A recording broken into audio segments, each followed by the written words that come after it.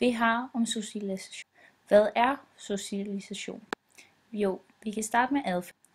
Socialisation betyder, at vi mennesker opdrages til at blive en del af samfundet. Vi indlærer de normer og værdier og færdigheder, som er nødvendigt, at vi kan bruge i samfundet. Og det skaber de betingelser for, at vi senere hen kan integrere os i samfundet. Så har vi primær og sekundær socialisation. Det centrale for både den primære og sekundære socialisation er, at individet indlærer og optager bestemte normer og værdier, som gør det muligt at deltage og fungere socialt sammen med andre mennesker i samfundet. Den primære socialisation, den finder man tit i nære omgivelser, som med familien og meget nære venskaber.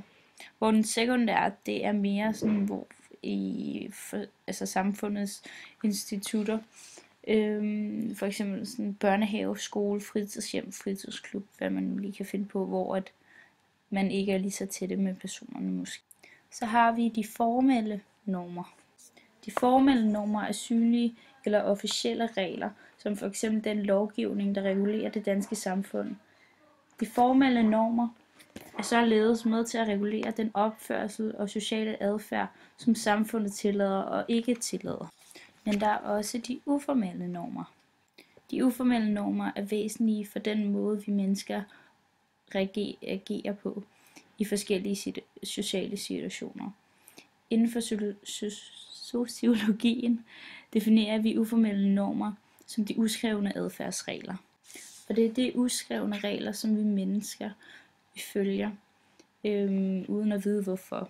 Det kan være som for eksempel at tage skoene af, når man går indenfor. Og så til sidst så har vi dobbelt socialisation. Her ser vi dobbelt socialisationsmodellen, også kaldet sommerfuglemodellen. Her der ser man barnet, at den ligesom har to primære socialisationer. Den har familien over i højre side, og så har den daginstitutionen over i venstre side. Over i højre side, der har den et specielt bånd til mor og far. Barnet er enestående, og den er den eneste, hvor over i venstre siden, så er der andre børn, og der er forskellige institutionspersonale.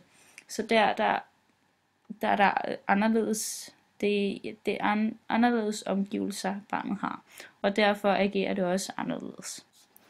Her har vi også lavet en figur over, hvordan barnet har det i de forskellige socialisationsarenaer, også kaldt den dobbelte socialisation. Der er i familien primær socialisation og institutionen sekundær socialisation. Og i familien, der er barnets sociale position, der er det unik og erstattelige. Og i sekundær, der er det lige med andre og udskiftelige. Barnets relationer i primær, der er det private og har ligesom et følelsesmæssigt bånd til sine omgivelser. Hvor over i sekundær, der er den offentlige og objekt for arbejde. Og barn-til-barn forhold. I primær så er det få, men stabile forhold, og der er det forskellige aldre. Hvor over i sekundær, så er det mange skiftende samme aldersgruppe, da det er den samme gruppe, aldersgruppen er sammen med. Og så konsekvenserne af dobbelt socialisation. I primær, der er det, at barnet lærer at formulere sine egne behov, og barnet bliver mere følsomt over for andre behov og ønsker. Hvor i sekundær, så barnets sociale kompetencer udvikles i høj grad i institutionerne. Sammenligning med jævnaldrende har stor betydning for barnet, og barnet lærer at omgås børn fra forskellige sociale lag, og så bliver det mere fleksibel i det sociale samfund og har flere sociale relationer. Og så her der har vi de 4 forskellige familietyper. Vi har teamfamilien, som der er en meget moderne, stærk familie, der går ind for demokratisk opdragelse, og ligesom er meget ind for, at en familie er en familie, og derfor er de meget sammen. Og den patriarkalske familie, den minder meget om teamfamilien, fordi den er traditionel, og det er en stærk familie. Samtidig så går de også ind for, at der er en bestemt opdragelse, og der er faste normer. Og det er ligesom også inden for, at en familie er en familie, at der er et familiefællesskab.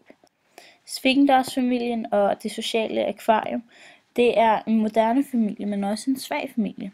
Der er ingen faste normer, og der er det ikke et samme familiefællesskab, som ved de 2 andre familietyper.